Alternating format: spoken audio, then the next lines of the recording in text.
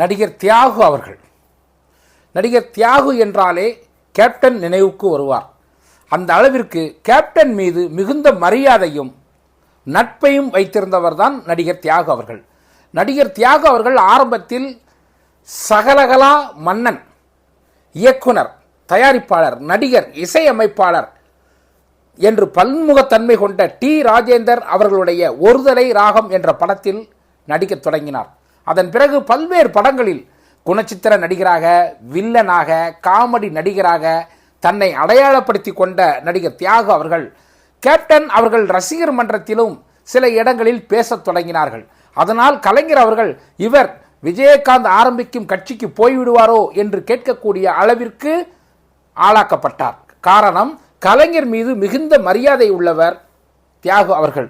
தியாகு அவர்கள் கேப்டன் மீது வைத்திருந்த மரியாதை என்பது தமிழகம் முழுவதும் அறியும், கேப்டனுடைய ரசிகர்களும் அறிவார்கள். தியாகு அவர்கள் கேப்டன் விஜயகாந்த் அவர்கள் அந்த இறந்தவுடன் அந்த இடத்திற்கு வந்து அவர்கள் அழுத அழுகை இன்றும் யாராலும் மறக்க முடியாத ஒரு அழுகை.